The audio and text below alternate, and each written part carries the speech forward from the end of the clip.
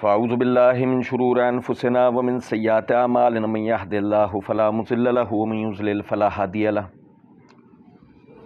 واشهد ان لا الہ الا اللہ وحدہ لا شریک له واشهد ان محمدا عبدہ ورسولہ اما بعد فان خیر الحدیث کتاب اللہ وخیر الہدی ہدی محمد صلی اللہ علیہ وسلم وشر الامور محدثاتها وكل محدثۃ بدعۃ وكل بدعۃ ضلالہ وكل ضلالۃ فی النار۔ اعوذ باللہ السمیع العلیم من الشیطان الرجیم من حمدہ ونفخہ ونفثہ بسم اللہ الرحمن الرحیم۔ اللہم صلی علی محمد وعلی آل محمد کما صلیت علی ابراہیم وعلی آل ابراہیم انک حمید مجید۔ اللہم بارک علی محمد وعلی آل محمد کما بارکت علی ابراہیم وعلی آل ابراہیم انک حمید مجید۔ رب اشرح لی صدری ویسر لی امری واحلل عقدۃ من لسانی یفقہوا قولی رب زدنی علما۔ من یضلل اللہ فلا ہادی لہ ویذروہم فی طغیانہم یعمہون یسألونک عن الساعۃ ایان مرساہا قل انما علمها عند ربی لا یجلیہا لوقتہا الا ہوا ثقلت فی السماوات والارض لا تأتیکم الا بغتۃ یسألونک کأنک حفی عنہا قل انما علمها عند اللہ ولکن اکثر الناس لا یعلمون قل لا املک لنفسی نفعا ولا ضرا الا ما شاء اللہ ولو کنت اعلم الغیب لاستکثرت من الخیر وما مسنی السوء ان انا الا نذیر وبشیر لقوم یؤمنون۔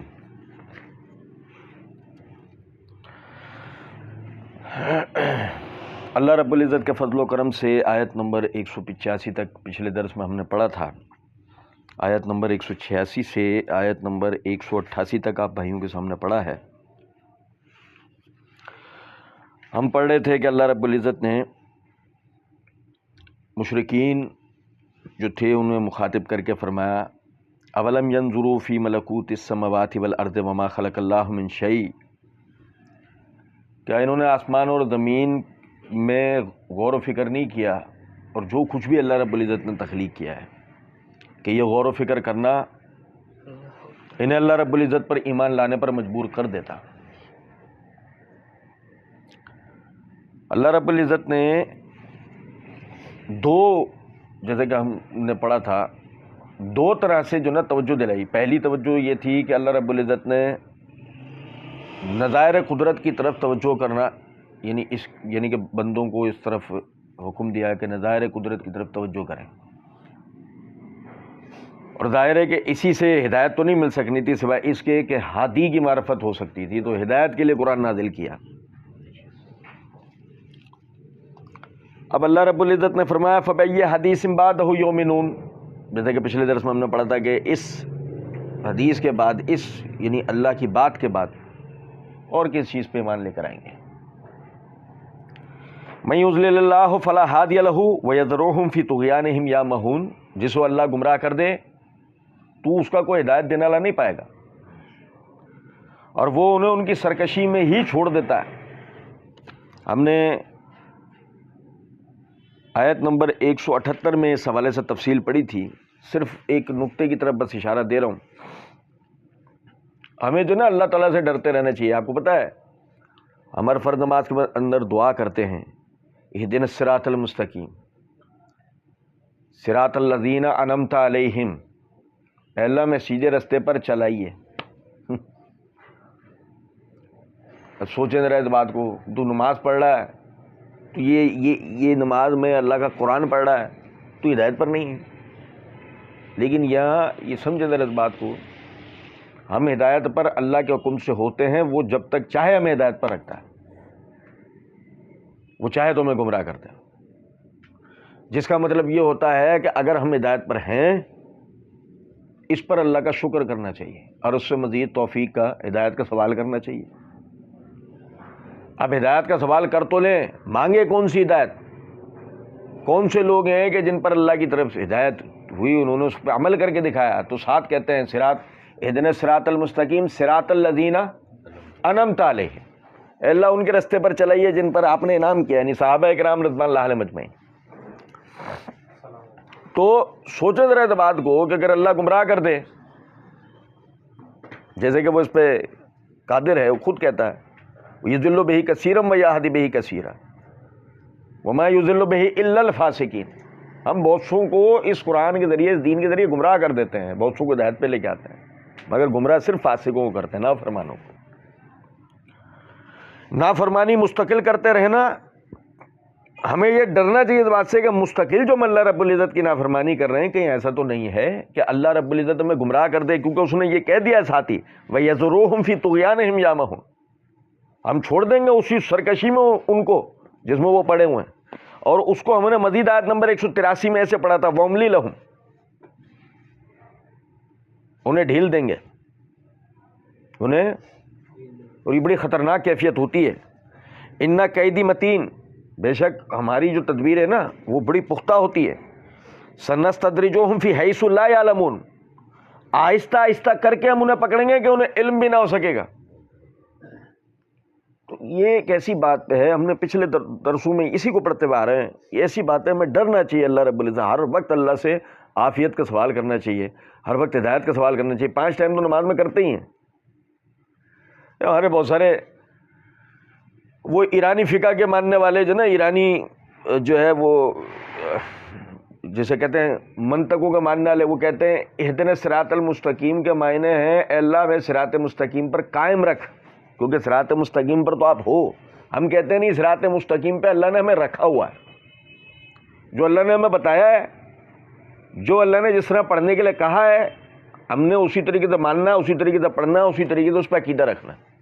اس سے بڑا فائدہ ہے انسان میں اپنے دین اور ایمان کو لے کے کبھی گھمنڈ اور تکبر نہیں آتا۔ ہمارے بہت سارے لوگ نماز روزہ زکوٰۃ کچھ بھی نہیں کرتے، ہم مواحد جنت میں جائیں گے، جھوٹ زنا بدکاری چوری سب کچھ کرتے ہیں، ہم مواحد جنت میں جائیں گے۔ انتہا درجے کا تکبر ہے، گویا آپ اللہ کی زمین پہ رہ کر، اللہ کا دیا ہوا کھا کر، اللہ کی دی ہوئی سانسیں لے کر، آپ کھلم کھلا جیسے کہ لکھوا کے لائیں اپنے ساتھ اور سرکشی کر رہے ہیں کہ جی نہیں ہم تو جنت میں جائیں گے، سوال ہی نہیں پیدا ہوتا۔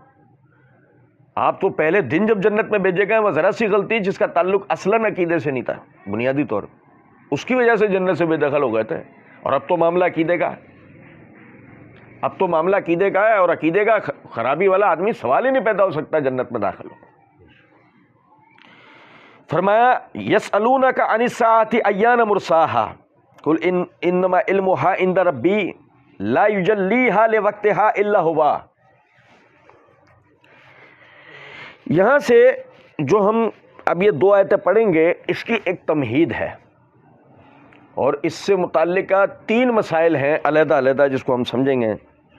آپ بھائی توجہ کریں گے، انشاءاللہ یہ زندگی بھر آپ کو کام آئے گا۔ ہمارے ہاں اس حوالے سے بڑی بدعقیدگی پائی جاتی ہے۔ اللہ رب العزت نے فرمایا یسألونک عن الساعۃ، یہ آپ سے قیامت کے بارے میں سوال کرتے ہیں، ایان مرساہا، یہ کب واقع ہوگی؟ سمجھیں بات کہ نہیں؟ کل، اے نبی صلی اللہ علیہ وسلم آپ فرمائیے انما علمھا عند ربی، اس کے سوائے نہیں، علمھا عند ربی، اس کا علم اللہ کو ہے، اس کا علم اللہ کے پاس ہے، لا یجلیھا لوقتھا الا ہوا، اللہ کے سوا کوئی بھی اسے اس کے وقت پہ ظاہر نہیں کر سکتا۔ سمجھ رہے ہیں بات کو؟ اب یہاں پہ پہلی بنیادی بات کہ دیکھیں، توحید کے بعد دوسرا جو اسلام کا عقیدہ ہے وہ آخرت کا عقیدہ ہے، یعنی ایمانیات کے بعد کہ آپ اللہ کے اوپر ایمان لائیں، اس کی ذات صفات، اس کی ربوبیت، اس کی الوہیت پہ، اس کے بھیجے ہوئے رسولوں پہ، کتابوں پہ، ان سب چیزوں پہ ایمان لائیں، یہ سب اس کی فرع ہے، اصل اللہ پہ ایمان لانا ہے۔ پھر دوسری اصل ہے آخرت کے اوپر ایمان لانا، قیامت کے اوپر، جیسے ابھی ہم نے پڑھا ہدایت اور گمراہی کے نظریے کے بارے میں، بالکل اسی طرح آخرت کا جو عقیدہ ہے بندے کو اس حوالے سے کھڑا کرتا ہے کہ وہ جواب دہ ہے کسی کے سامنے۔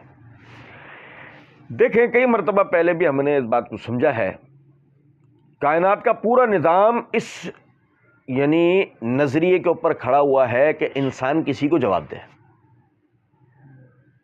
پتہ ہے نبی صلی اللہ علیہ وسلم نے فرمایا کلکم رائم و کلکم مسئول، تم میں سے ہر ایک ذمہ دار بنایا گیا ہے اور ہر ایک سے اس کی ذمہ داری کے بارے میں کل قیامت کے دن سوال ہو۔ اب دیکھیں، غور طلب نکتہ ہے، جب آپ بیٹے ہوتے ہیں تو آپ پر آپ کے بڑوں کے احترام کی ذمہ داری ہوتی ہے یا نہیں ہوتی ہے؟ اس احترام کو نبھانا آپ اپنے اوپر لازم سمجھتے ہیں کہ اگر ہم نے ایسا نہیں کیا تو لوگ کیا کہیں گے؟ ایسا ہے؟ آپ کو جواب دہی کا ڈر ہے کہ آپ لوگوں کے آگے جواب دہ ہیں، آپ نے اپنے بڑوں کی عزت کرنی ہے۔ پھر جب آپ بڑے ہو جاتے ہیں اور باپ ہو جاتے ہیں تو اولاد کی ذمہ داری آپ پر آتی ہے۔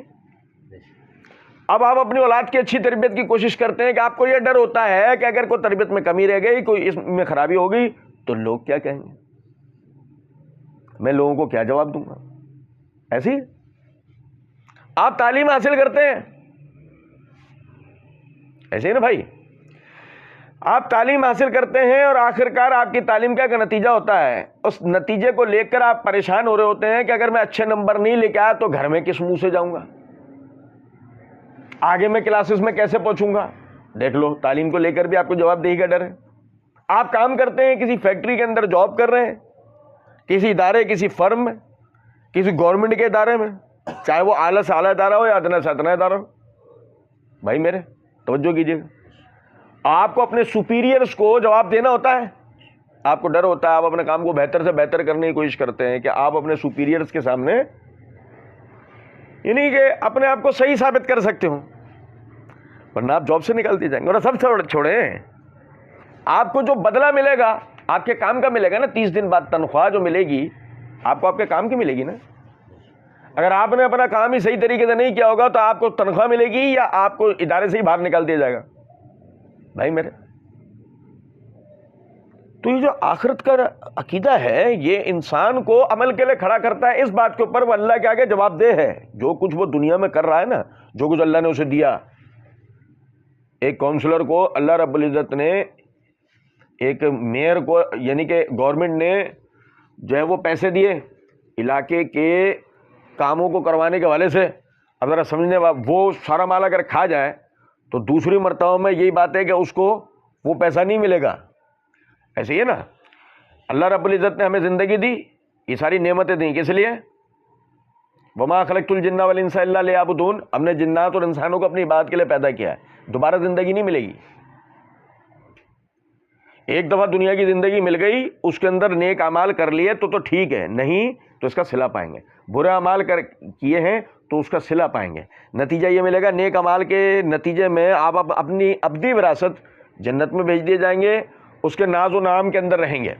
لیکن اگر آپ نے برے اعمال کیے ہیں تو آپ جہنم جیسے قید خانے کے اندر بھیجے جائیں گے کہ جس کے لیے ایک اصول اور قاعدہ قرآن میں بتا دیا گیا ہے، لا یموت فیہا ولا یحیا، نہ تو وہ آدمی صحیح طرح مر سکتا ہے نہ صحیح طرح زندہ رہ سکتا ہے۔ سمجھ رہے ہیں کچھ بات کا مطلب؟ یہ نہیں۔ اب دیکھیں کہ یہ ہوگا کب؟ یہ ہوگا آخرت میں۔ اب جب یہ ہوگا آخرت میں، اب آخرت کیا مطلب ہوتا ہے؟ عربی زبان میں آخر کہتے ہیں دوسرے حصے کو، ہماری اردو میں تو انجام کو کہہ دیا جاتا ہے نا، اینڈ کو کہہ دیا جاتا ہے۔ عربی میں آخر کہتے ہیں دوسرے حصے کو، اول پہلا حصہ، آخر دوسرا حصہ۔ آخرت کا مطلب ہے دوسری زندگی، دوسرا حصہ، دوسرا سٹیج آپ کا شروع ہوتا ہے، ٹھیک ہے؟ اب وہ دوسرا حصہ شروع کہاں سے ہوتا ہے؟ ایک نیکوکار کا دوسرا حصہ شروع ہوتا ہے روز محشر سے، کیونکہ حدیث کے اندر الفاظ ہیں کہ نبی اکرم صلی اللہ علیہ وسلم نے فرمایا کہ اسے جنت، اسے قبر کے اندر، نیکوکار کو جب قبر کے اندر یعنی کہ دفنا کے منکر، یعنی کہ لوگ چلے جاتے ہیں، منکر نکیر آتے ہیں، اس سے سوالات کرتے ہیں، وہ جوابات دیتا ہے، وہ جوابات بالکل درست ہوتے ہیں، منکر نکیر اس کو لٹا دیتے ہیں اور جنت کی ایک کھڑکی اس کی طرف کھول دیتے ہیں، جس سے ایسی ہوائیں اس کو آتی ہیں کہ اب وہ ایسا سوئے گا کہ کل قیامت کے دن ہی سور پھونکے جانے سے جو گونج، جو دھماکہ ہوگا، اس سے ہی اس کی آنکھ کھل پائے گی، ورنہ اس کی آنکھ نہیں کھل سکتی۔ اسے کوئی دنیا میں بڑے سے بڑا دھماکہ، کوئی بڑے سے بڑی آواز اس کی نیند کو کسی بھی طرح خراب کرے گی۔ اس کی تو آخرت شروع ہوگی کہاں سے؟ محشر، روز محشر سے, آخرت کے دن سے. لیکن جو دنیا سے بدکاری کی حالت کے اندر مرا, برے کام کرتے ہوئے مرا, گناہ کرتے ہوئے مرا, اللہ رب العزت نے فرمایا سنعذبہم مرتین ثم یردون الی عذاب عظیم. تھوڑا آپ بھائی اس طرف آ جائیں, اس طرف آ جائیں. جو برے کام کرتا ہوا مرے گا, اللہ رب العزت نے فرمایا سنعذبہم مرتین, ہم انہیں دنیا میں دوہرا عذاب دیں گے. وہ سورہ مومن کے اندر ذکر آتا ہے نا فرعون کا, کہ اللہ تعالیٰ اس کی قبر کا حال بتاتا ہے, النار یعرضون علیہا غدوا وعشیا, قبر کا عذاب اس کو صبح اور شام کیا جاتا ہے. تو سنعذبہم مرتین, ہم انہیں دوہرا عذاب دیں گے. عام قاعدہ عذاب قبر کا صبح میں الگ ہوگا, شام میں الگ ہوگا. کون سی نیند, کون سا سکون, کون سا آرام. منکر نکیر آپ کی قبر میں آئے سوالات کرنے, جب سوالات آپ سے کریں گے, یہاں سے جو آپ کو وہ جگائیں گے نا, یہاں سے جو عذاب کا سلسلہ آپ کے ساتھ شروع ہوگا وہ قیامت تک چلے گا. ثم یردون الی عذاب عظیم, پھر ہم انہیں بڑے عذاب کی طرف لوٹائیں گے. اور بڑا عذاب کیا ہے؟ تو یہ جو نا, یہ اس بندے کی یعنی کہ گناہگار کی آخرت تو مرتے کے ساتھ ہی شروع ہو جاتی ہے. اس کے لیے کوئی میدان محشر, وہ تو ایک اس کے لیے سمجھ لیں دوسری سٹیج ہے. اللہ کو ناراض کرنے والے آدمی کے لیے وہ تو دوسری سٹیج ہے. اب سمجھے ذرا اس بات کو کہ یہ آخرت کا عقیدہ ہمیں کھڑا کرتا ہے اس بات کی طرف کہ ہم نیک اعمال کریں, اچھے اعمال کریں, اللہ کو راضی کرنے والے اعمال کریں, اور خود کو برے اعمال سے بچائیں کہ اگر برے اعمال کرتے موت ہو گئی تو ہماری آخرت اس دن نہیں آئے گی, ہماری تو شروع. ہم تو سمجھ لیں اس دن پھر بڑے عذاب کی طرف لوٹائے جانے کے لیے قبروں کے عذاب سے اٹھا کے کھڑے کیے جائیں گے. تو چونکہ یہ بنیادی عقیدہ ہے, نبی صلی اللہ علیہ وسلم جب بھی توحید کا بیان کرتے تھے ساتھ آخرت کا بیان بھی کرتے تھے. اللہ کی بڑائی کو ذکر کرتے تو اس کو مالک یوم الدین ہونے کا ذکر کرتے, مالک یوم الدین کا ذکر کرتے تو یوم الدین کی تشریح کرتے, یوم الدین کی تشریح کرتے تو آخرت کا بیان آتا, تو آخرت کا بیان آتا تو عمل کی طرف توجہ دلاتے. حتیٰ کہ اندازہ کریں اس بات کو, اونچے صحیح بخاری صحیح مسلم کے اندر حدیث ہے, اونچے پہاڑ پر آپ تشریف فرما ہوئے, اپنے چچاؤں کو آواز لگائی, اپنی پھوپھیوں کو آواز لگائی, اپنی بیٹیوں کو آوازیں لگائیں, سب جمع ہو گئے, نام لے لے کے ایک ایک کو نام لے لے کے کہا عمل کرو, عمل کرو, مر گئے تو میں بھی تمہارے کام آ پاؤں گا. یہاں تک کہ بیٹی فاطمہ کو مخاطب کر کے فرمایا, میری بیٹی فاطمہ دنیا میں تجھے مجھ سے جو کچھ بھی چاہیے لے لے, کل قیامت کے دن میں تیرے کوئی کام آ پاؤں گا. کیا مطلب تھا اس بات کے بتانے کا؟ مطلب اس بات کے بتانے کا یہ تھا کہ کہیں یہ عقیدہ رکھ کر دنیا سے مت چلے جانا سرکار کے امتی ہیں ضرور جنت میں جائیں گے, نہیں, بہت جوتے پڑیں گے. اگر بے عمل دنیا سے گئے, دیکھو سمجھنا شیطان ہے نا, شیطان اور ہمارا مقابلہ ہے. جب شیطان اور ہمارا مقابلہ ہے تو ہم نیک کام کرتے ہیں, وہ ہمیں نیک کاموں سے ہٹانے کی کوشش کرتا ہے. وہ نیک کاموں سے ہٹنا, کسی برائی میں الجھ جانا, کسی گناہ کے کام میں پھنسا دیا جانا, وہ گناہ کا کام ہی ہوتا ہے. آپ دیکھیں اللہ رب العزت نے سورہ بقرہ آیت نمبر 173 میں حرام چیزوں کا ذکر کرتے ہوئے فرمایا فمن استر غیر باغ ولا عاد فلا اثم علیہ ان اللہ هو التواب الرحیم, کہ جو تکلیف کا شکار ہو جائے, حد سے بڑھنے والا اور سرکشی کرنے والا نہ ہو, تو ان حرام چیزوں میں سے وہ اتنی استعمال کر سکتا ہے کہ اس کی جان بچ جائے, پھر اللہ توبہ قبول کرنے والا. اور تو یہ کیوں اللہ نے توبہ قبول کرنے والی بات کی ہے؟ تو جب بھی گناہ, وہ یہ تھوڑی کہ وہ گناہ نہیں رہے گا. فلا اسم علیہ ہے, اس کا مطلب یہ نہیں ہے کہ وہ اب اس پہ گناہ نہیں رہا. ان اللہ هو التواب الرحیم, بے شک اللہ توبہ قبول کرنے والا اور رحم کرنے والا ہے. یہ عمل کے بعد بھی جب اس کی جان بچ جاتی ہے, ساری عمر اللہ سے توبہ کرتا رہے گا کہ میں نے حرام چیز کھائی ہے, میں نے اپنی زندگی بچانے کے لیے حرام چیز کھائی ہے. تو سمجھے ذرا اس بات کو کہ جب جان پہ بنانے کے نتیجے میں حرام کھا کر بندہ اپنی زندگی بچائے تو اسے ساری عمر توبہ کرتے رہنی ہے. تو سوچے اس بات کو, عمل ہی نہیں کرتا, مسلسل گناہوں کے کام کرتا رہے, اور یہ عقیدہ اور نظریہ رکھے کہ جی کل قیامت کے دن صرف نبی صلی اللہ علیہ وسلم کی امتی ہونے کی حیثیت سے آپ کی شفاعت مجھے مل جائے گی اور میں جنت کے اندر داخل ہو جاؤں گا. اس سے بڑا کوئی گھمنڈ, اس سے بڑا کوئی غرور, اس سے بڑا انسان کا خود اپنے آپ کو دیا جانے والا دھوکہ کوئی اور ہو سکتا ہے؟ کل قیامت کا وہ اپنی بیٹی فاطمہ جو کہ جنت کی عورتوں کی سردار ہیں، صحیح مسلم کے اندر حدیث ہے، میری بیٹی فاطمہ جنت کی عورتوں کی، جو عورت جنت کی عورتوں کی سردار ہے اس کو لڑک پن کے اندر مخاطب کر کے اسی اپنی بیٹی کو کہہ رہے بیٹی دنیا میں جو چاہیے مجھ سے لے لے، کل قیامت کے دن میں تیرے کام آؤں گا۔ تو قیامت کا بڑا معاملہ ہے، ہر آدمی کو اس کے لیے باقاعدہ تیاری کرنی ہے۔ اور اتنا زیادہ آپ آخرت کا ذکر کرتے تھے، اتنا زیادہ صحابہ کرام رضوان اللہ علیہ مجمعین بیان کرتے ہیں، صحیح بخاری کتاب الرقاق میں حدیث ہے کہ ہمیں بعض مرتبہ ایسا لگتا تھا کہ قیامت آ گئی ہے، ہمیں ایسا لگتا تھا، اتنا زیادہ نبی صلی اللہ علیہ وسلم ہمیں ڈراتے تھے۔ آپ اندازہ کریں، یہی وجہ ہے کہ جب عقیدہ توحید کے بعد آخرت کا جب اتنا زیادہ بیان ہوتا تھا، اور وہ ظاہر ہے اس بیان کے پیچھے ظاہر نتیجہ وہی ہے نیک اعمال کرنا، اپنے آپ کو عمل کے لیے کھڑا کرنا، تو مشرکین نے کہا، جو اللہ کہتا ہے یسألونک عن الساعۃ ایان مرساہا، یہ تم سے سوال کرتے ہیں کہ یہ قیامت کب آئے گی۔ سمجھے بات کو یا نہیں؟ ظاہر اتنی زیادہ اس کے والے سے بات ہوئی ہے کہ اب وہ یعنی پوچھا ٹھیک ہے بھائی، جس آخرت سے تم ہمیں ڈرا رہے ہو، جس قیامت سے تم ہمیں ڈرا رہے ہو، بتاؤ صحیح وہ کب آئے گی۔ قل انما علمھا عند ربی، آپ ان سے کہیے کہ اس کا علم تو میرے رب کے پاس ہے۔ لا یجلیھا لوقتھا الا ھو، اس کو اس کی مدت پہ اللہ کے سوا کوئی اور ظاہر کرنے والا نہیں ہے، اللہ کے سوا کوئی اس کو مدت سے پہلے ظاہر نہیں کر سکتا۔ ثقلت فی السماوات والارض، زمین اور آسمانوں پر بھاری ہوگی وہ زمین اور آسمانوں پر پوری کی پوری کائناتوں کے اوپر ایک اللہ کا یہ حکم ہے، آخرت جو ہے نا قیامت کا، یہ سب پر بھاری گزرے گا۔ پڑھا نا ابھی ہم نے تھوڑا سا ایک ٹریلر، لا تاتیکم الا بغتۃ، اچانک سے آ جائے گی، اچانک سے آ جائے گی، پتہ بھی لگنے دے گی۔ یسألونک کأنک حفی عنہا، آپ سے سوال تو ایسے کر رہے ہیں جیسے کہ آپ اس کے بڑے متلاشی ہیں، بڑی رغبت رکھتے ہیں کہ قیامت کا پتہ لگ جائے کس دن آنی ہے۔ اب بھائی سننا، بڑی توجہ طلب بات ہے، بہت توجہ طلب۔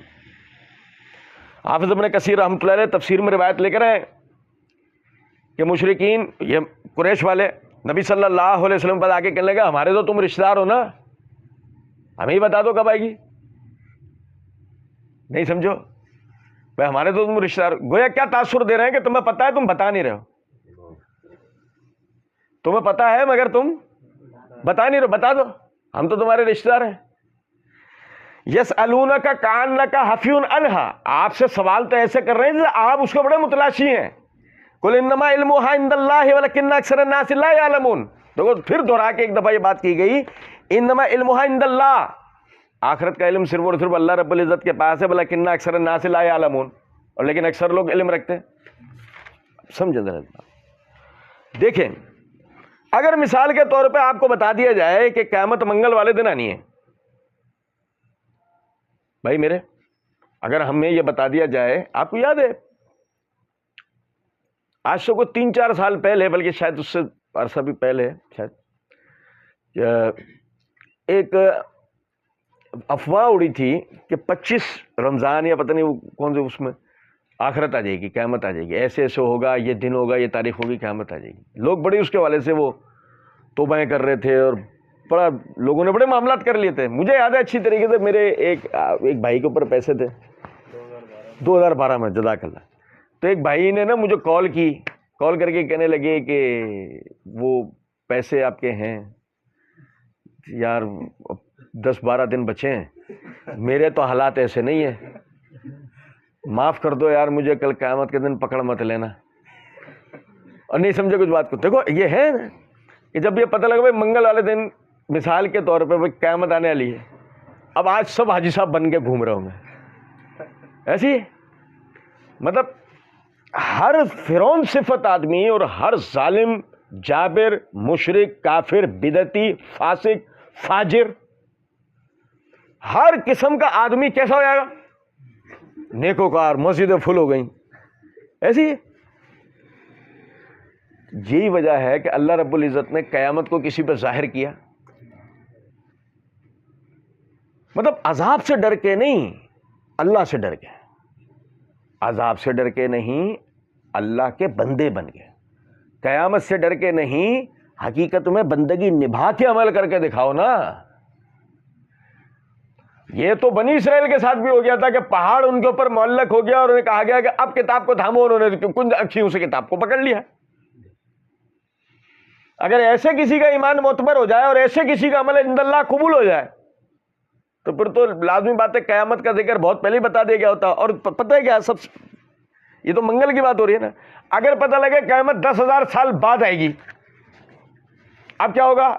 آج کے ہمارے لوگ عمل کریں گے، اب کون زندہ رہے گا، ہم تو مر ہی جائیں گے، ہماری تو ہڈیاں بھی گل جائیں گی، کیا فائدہ. نہیں سمجھے کچھ بات ہے نا. وہاں بڑے بڑے چیمپئن بیٹھے ہوئے ہیں، وہ عقل کے گھوڑے دوڑاتے ہیں، حالانکہ لنگڑے گھوڑے ہیں ان کے، لیکن پھر بھی دوڑاتے ہیں وہ بیچارے. اب بھائی کیا کہ جی وہ چھوڑو یار، تو بہت عرصہ ہمیں کیا ضرورت، ٹھیک ہے جائے چل لیے چلاتے رہو.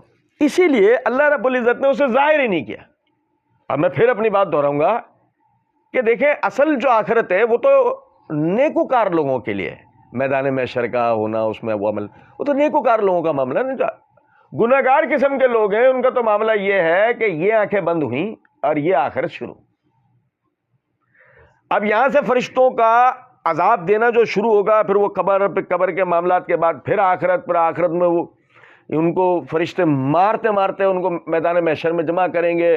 پھر اس کے بعد بائیں ہاتھ میں نامہ اعمال دیا جانا، سورج کا ان کے سوا نیزے پر آ جانا، پھر اس سے 50,000 سال تک جھلستے رہنا.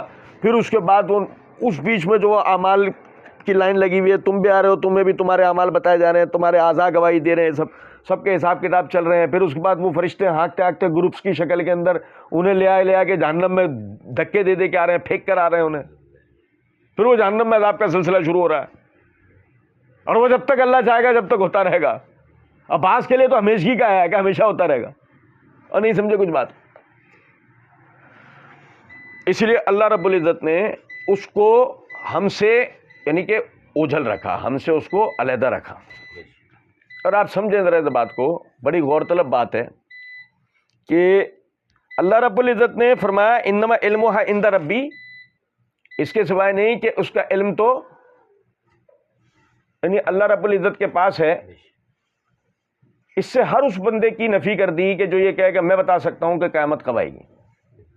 آپ کو پتہ ہے اہل مذاہب میں بہت سارے لوگ ایسے گزرے ہیں کہ جو یہ بتاتے، یعنی کہ جنہوں نے اس بات کے دعوے کر رکھے ہیں کہ جی ہم بتائیں گے فلاں دن وہ آخرت کا دن ہے، جبکہ یہ جھوٹ ہے. کوئی بھی نہیں جانتا کہ قیامت کس دن آئے گی. پھر رہ گئی ایک اور بات، آثار قیامت. آثار قیامت کے حوالے سے بھی ایک چیز سمجھیں، ہمارے ہاں یہ بھی بڑا مسئلہ ہے. آج ہمارے مسائل پتہ ہے کیا ہیں؟ ہمارا مسئلہ ہے سود، ہمارا مسئلہ ہے زنا، ہمارا مسئلہ ہے الحاد، ہمارا مسئلہ ہے لا قانونیت، ہمارا مسئلہ ہے شرک، ہمارا مسئلہ ہے ناقص تجارت. ہمارے مسائل یہ چیزیں. اب پتہ ہے ہم کیا سن رہے ہیں اور ہمیں کیا بتایا جا رہا ہے؟ دجال. ہمارے لوگوں کی بھی دیکھو دلچسپیاں، دجال کے بارے میں سن رہا. اب مطلب کیا ہوگا دجال کے بارے میں؟ اگر تجھے پتہ لگ جائے گا یہ دجال ہے، کیا پتہ لگے گا اس سے؟ تجھے اس سے کیا ہو جائے گا؟ فرق کیا پڑے گا؟ تو عمل پہلے کرتا تھا، دجال کو جاننے کے بعد تو عمل کرنا شروع ہو جائے گا، یا تو اگر پہلے عمل نہیں یعنی کہ تو عمل کرتا تھا، دجال کو جان لینے کے بعد تو عمل کرنا چھوڑ دے گا. ایسا کچھ بھی نہیں ہے. اس لیے آثار قیامت کے پیچھے جانے سے بہتر بندہ قیامت سے گھبرائے. اب میری بات سمجھ رہے ہیں؟ ان چیزوں کے بارے میں سیکھنے سمجھنے کی کوشش کرے جو اس کے عقیدے اور اس کے عمل میں ترقی کا باعث ہو. ان چیزوں کے پیچھے نہ پڑے کہ جن کے پیچھے پڑنے کا بظاہر اس کے لیے کوئی فائدہ نہیں ہے. اس کی مثال ایسے سمجھیں کہ اگر آپ کے گھر کی عورتیں حیض نفاس کے مسائل سیکھتی سمجھتی ہیں تو آپ حیض اور نفاس کے مسائل کیوں سمجھیں گے؟ وہ حیض نفاس کے مسائل سمجھ رہا ہے چوچو. ابے بھائی تو کیوں سمجھ رہا ہے یار؟ اگر اب چلو یہ بات ہے نا گھر کی عورتوں کا کچھ پڑھنے سیکھنے کا معاملہ نہیں ہے، اس لیے گھر میں اس طرح کا ماحول بنا ہوا ہے کہ بھائی ان کی ذہن سازی کرتے ہیں پاکی ناپاکی کا مسئلہ، چلو سمجھ میں آتا ہے. تمہارے تو گھر کی عورتیں یعنی سیکھتی پڑھتی ہیں دین کو، تو کیوں یہ چیزیں پڑھ سیکھ رہا ہے؟ ایک بات ہے. اور ایسے بہت سارے مسائل ہیں. اب جیسے بیچارہ جہاد کی جیم سے بھی گھبراتا ہے، صلاۃ الخوف کے مسائل پڑھ رہا ہے، تو بھائی صلاۃ الخوف کے مسائل کیوں پڑھ رہا ہے؟ تیرا کیا تعلق؟ تو بس وہی وہ ہے جو نماز تو حضر میں پڑھ رہا ہے، 5 ٹائم نماز جو تو پڑھ رہا ہے، تو اس کا طریقہ پورا سیکھ، اس کے باریک مسائل، اس کی ساری چیزیں سیکھ. وہ تو پڑھ رہا ہوتا ہے تو اسی کے بارے میں توجہ کر.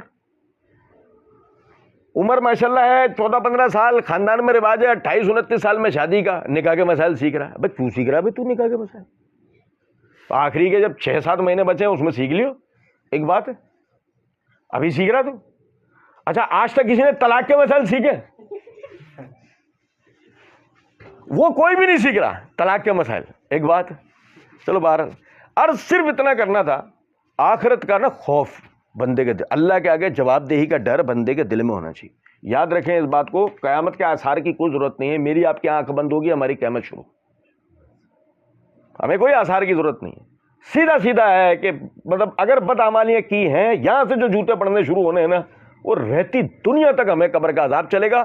اس کے بعد آخرت میں سنعذبهم مرتين ثم يردون الى عذاب عظیم، اس کے بعد بڑے عذاب کی طرف یعنی جہنم کی طرف لوٹایا جانا ہے. تو آدمی اس سے ڈرے، اللہ سے ڈرے، عذابوں سے ڈرے، اس کے اللہ سے خوف رکھے. بتاؤ میں نے پچھلے درس میں یہ توجہ دلائی تھی آپ بھائیوں کو کہ سورہ بقرہ میں اللہ نے کیسی بات کی ہے، فاتقوا النار التي اعدت للکافرین، ڈرو اس آگ سے جو جھٹلانے والوں کے لیے تیار کی گئی ہے. وقودها الناس والحجارہ، وقودها الناس والحجارہ، اس کا ایندھن انسان اور پتھر ہے.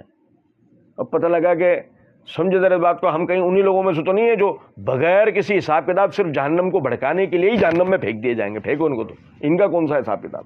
صبح دوپہر شام رات صرف اللہ کی نافرمانی اور گناہ کے کام کرتے گزاری، ان کا کون سا حساب کتاب؟ چلو ڈالو بھائی. حساب کتاب تو اس آدمی کا ہو سکتا ہے نا جس نے کچھ نیک اعمال بھی کر رکھے تھے. وہ کچھ ایک نیک اعمال اس کی بد اعمال کی جو اس کے نامہ اعمال بنا اس میں وہ لکھ دیے گئے ہیں. 14 اگست 1997 کو صبح 10:08 پہ اس نے اشراق کی نماز پڑھی تھی. وہ بیچ میں فائل لگی ہوئی ہے، وہ بیچ میں ایک لائن لگی ہوئی ہے، اس لیے گنتی میں وہ آ گیا. لیکن ایک آدمی نے کبھی ایسے نیک اعمال کیے ہی نہیں ہے. کیے تو ریاکاری کی نظر ہو گئے، کیے تو سنت کے خلاف تھے،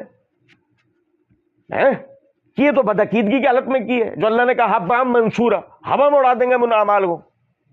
اب آپ سمجھیں حالات یہ ہیں، ان حالات کے اندر اب کہیں ایسا تو نہیں ہم ان لوگوں میں سے کہ اللہ رب العزت میں اٹھا کر ایسی جو ہے جہنم کے اندر بھیج دے. تو آدمی کو جو نا ڈرنا چاہیے بہت زیادہ. سنیں فرمایا یسألونک کأنک حفی عنہا، سوال آپ سے یہ کرتے ہیں گویا کہ آپ اس کے تجسس رکھتے ہوں اس کے بارے میں. وہ جیسے میں نے ابھی آپ کو بتایا کہ جی انہوں نے کہا ہمارے تو تم رشتہ داروں میں بتا دو. اچھا سمجھیں، آپ کو یاد ہوگا ہم نے معرفت رسالت کے حوالے سے نا ایک پورا سلسلہ ریکارڈ کر کے یوٹیوب چینل پہ اپنے وہ اپلوڈ کیا تھا تاکہ بھائیوں کو رسول کیا ہوتا ہے، نبی کیا ہوتا ہے، اس کی ایک معرفت. ہم نے جب بھی توجہ دلائی تھی کہ جو اس سلسلے کو سیکھ سمجھ لے وہ کبھی بھی مرزا قادیانی جیسوں پہ ایمان نہیں لاتا. تو اس کے بعد دلائل ہوتے ہیں کہ ایک نبی کیسا ہوتا ہے. بہرحال عرض کرنے کا مطلب یہاں پر یہ ہے، نبی کے معاملے میں ہمیشہ نا لوگ دو قسم کی حد پر گئے، یعنی افراط و تفرید کا شکار ہونے والے. افراط میں جانے والوں نے یہ عقیدہ رکھا نبی کاہن ہوتا ہے. حتیٰ کہ آپ دیکھیں کاہن کے دوسرے بھی معنی ہیں دیگر زمانوں میں، لیکن میں توجہ دلانے کے لیے بات کہہ رہا ہوں کہ اگر آپ موجودہ توریت اور انجیل دیکھیں گے نا تو اس میں بھی کئی جگہ نبی کے لیے کاہن کا لفظ لکھا ہوا ہے.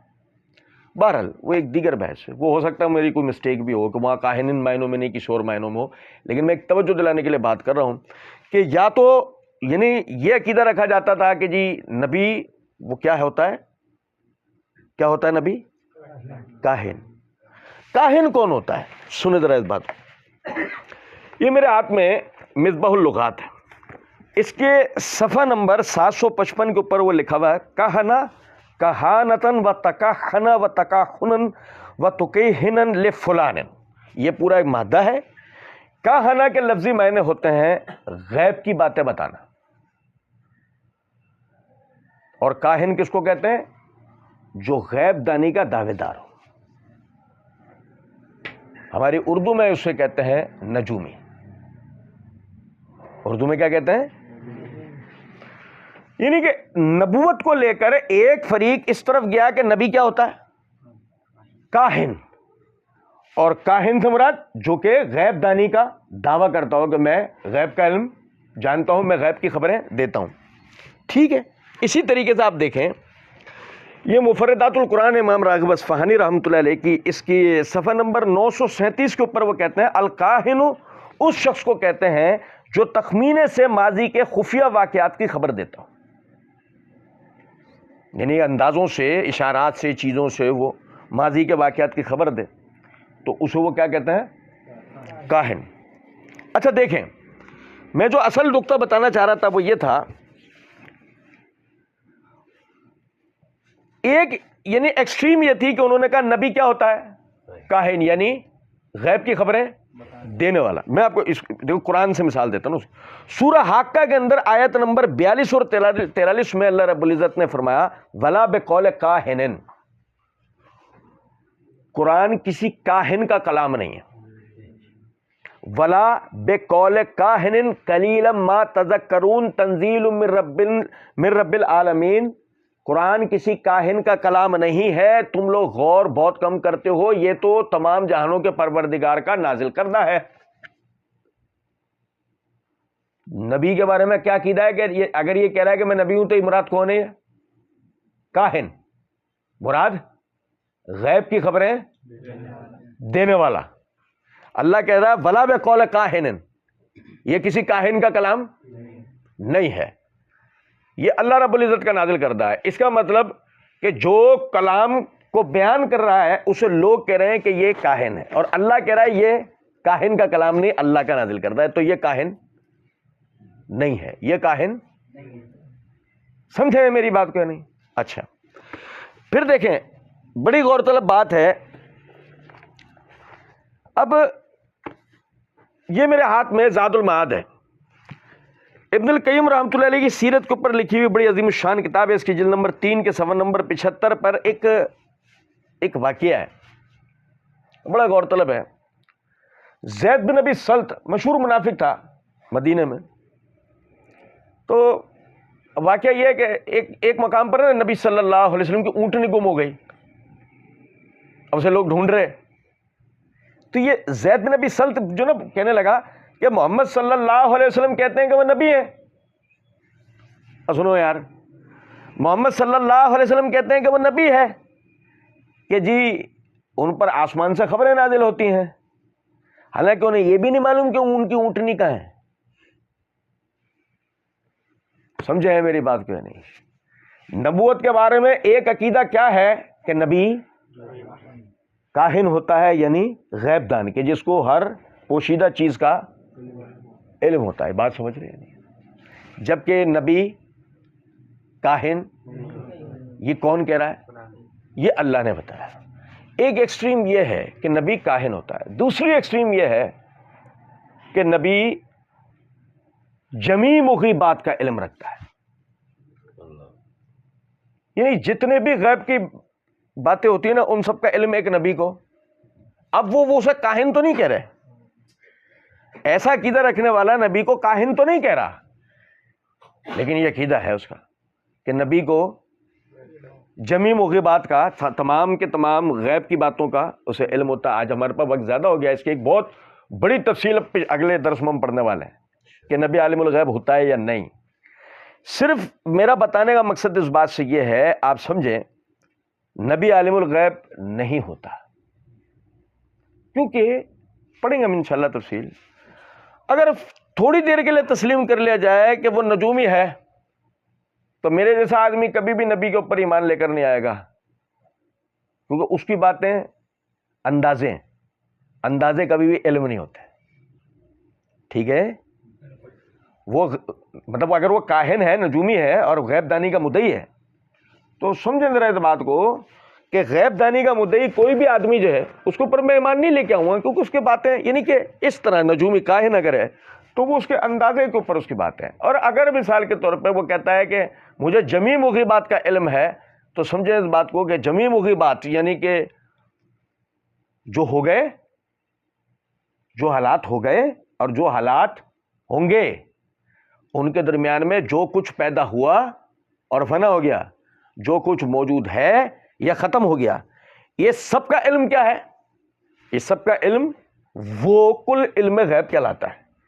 گو اگر ایسا وہ شخص کہ جو نبی ہونے کا دعوے دار بھی اور یہ کہے کہ مجھے کل علم غیب ہے تو پھر میں اس کی خدائی کا اعتقاد رکھوں گا، نبوت کا اعتقاد نہیں رکھوں گا۔ یہی وجہ ہے عیسائیوں نے عیسیٰ علیہ السلام کے لیے نبوت کا اعتقاد نہیں رکھا، خدائی کا اعتقاد رکھا ہے. اس لیے کہ کیتھولک عیسائیوں کی آپ کتاب اٹھا کے دیکھیں ہمارا ایمان، اس میں واضح طور پہ انہوں نے لکھا ہوا ہے کہ ہم یسوع مسیح کے لیے یہ عقیدہ رکھتے ہیں کہ یسوع مسیح کل علوم غیبیہ پر عالم ہے. دنیا اور آخرت میں، زمین اور آسمان میں کوئی چیز بھی ان کے علم سے باہر نہیں ہے. اب دیکھیں نا، وہ جب یسوع مسیح کے لیے یہ عقیدہ رکھتے ہیں تو ساتھ ہی یہ عقیدہ بھی رکھتے ہیں کہ یسوع مسیح کیا ہے؟ خدا ہے. اور ہم کہتے ہیں وما ينطق عن الهوى ان هو الا وحی یوحی، نبی اپنی زبان اور خواہش سے، اپنی ذاتی کوشش سے کوئی بات کہتا، وہ صرف اور صرف وہ کہتا ہے جو اللہ رب العزت اسے وحی کے ذریعے بتاتا ہے. اس کا اگلا حصہ تفصیلاً پھر ہم انشاءاللہ اگلے درس میں پڑھیں گے. وما علینا الا البلاغ.